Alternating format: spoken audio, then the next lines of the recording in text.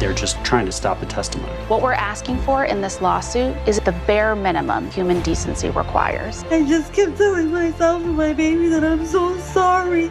Anytime did Attorney General Paxton tell you that you couldn't receive an abortion? You know, I never thought to ask him.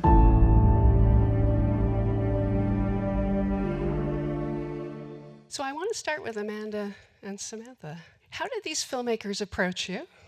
What were you thinking when they asked you to participate in the film? So I found out the day before my daughter's funeral by Sandy. She's amazing. And when she first told me about it, I already had the motherly adrenaline in me to show the world that this is real, this is reality, and deserving families need to know that this is what's going on right now as we speak. And that was my fire. I met Abbie and Maisie through the Center for Reproductive Rights, who had already built a relationship and a partnership with them through a film that Maisie did in 2016. And I had a relationship with the center, obviously, from the lawsuit. And I think it was shortly after we filed the lawsuit last year that the center came to me and said, hey, there are these two filmmakers that want to make a documentary about the lawsuit.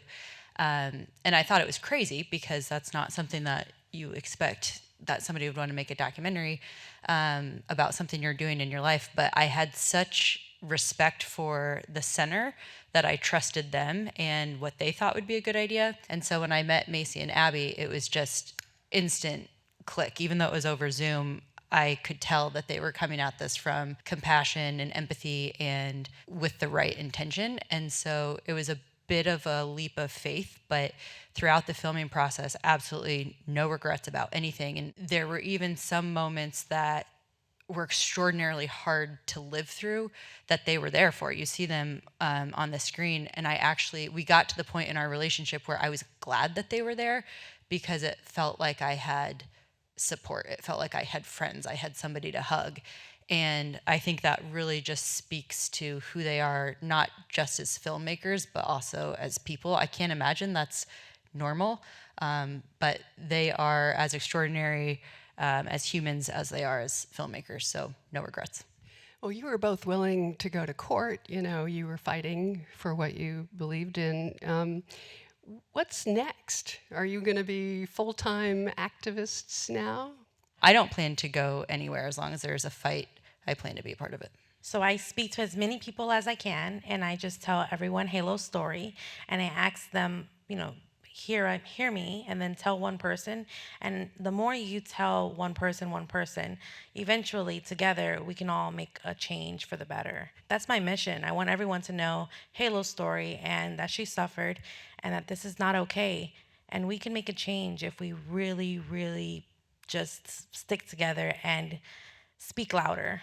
Talk a little bit about what you had to do to get a distributor, to get this movie out. Well, we've been self-distributing. We've been traveling across the country. We did a number of impact screenings in states with ballot initiatives.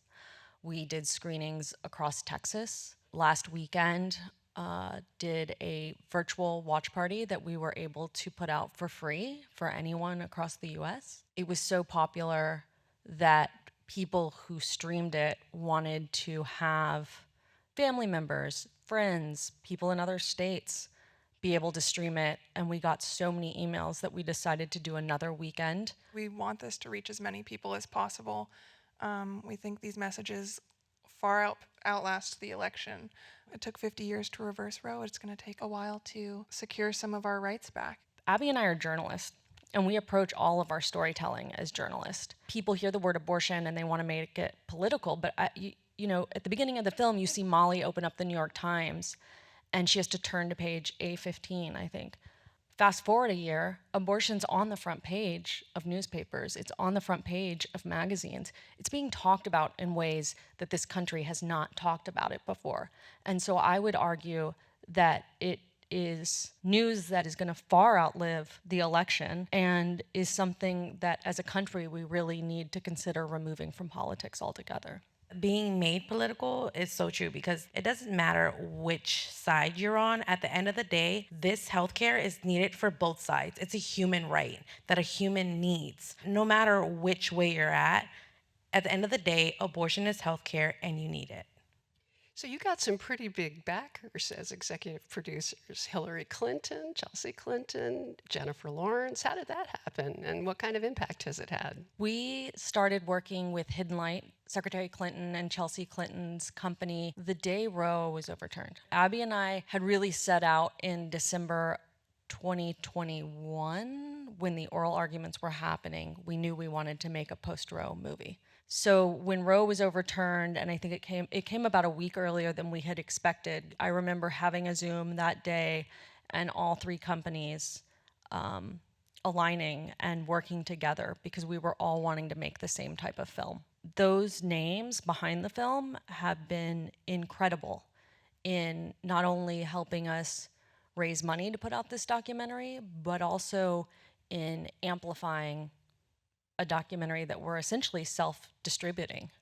So one of the things I like about the film is that it's gut-wrenching, what you all went through and some of your cohorts, but you also took a lot of agency in your lives. You changed your own lives. You didn't sit back and become victims. You not only became activists, but you made choices and you made big decisions about what to do with your own bodies. I decided that I was going to remove my tubes from my body. Sorry guys, I'm trying not to get emotional. And the reason being is because I never want to go through that ever again. There's just no way. There's no way I can go through that ever again. Just thinking about it, I'm getting the chills and I'm trying not to cry. I can't do that. I barely went through it, and I was still able to be that mother and that head of household for my family. How I did it, I don't know. But I know for sure I don't see myself being able to do a second time. And in this lifetime, I will not be having any more children. My husband Josh and I decided to start fighting back when I was actually still in the hospital, just because we couldn't believe what was going on in our state and in our country. I actually feel quite privileged to be able to take the worst thing that's ever happened to me and turn it into a voice and hopefully action that will bring about a positive change for the whole country. Tell us what Molly Duane and her team are doing in terms of fighting more fights going forward. They have lawsuits across the country. There's over a dozen active suits at the Center for Reproductive Rights right now. While the Texas case is officially over, they're not done with Texas. They're not giving up on Texas. They continue to look for ways to hold the state to account and strive for better outcomes for women in Texas and across the country. They've been strategizing for any sort of election outcome, and they have fights that they will fight no matter who wins, including in states where there's ballot initiatives. They have to go to court to enshrine those into law if the ballot measures pass. And so they have plans for a number of things and will start, I think, the very next morning. Thank you very much. This was great. Thank you. Thank you. Thank you. Thank you.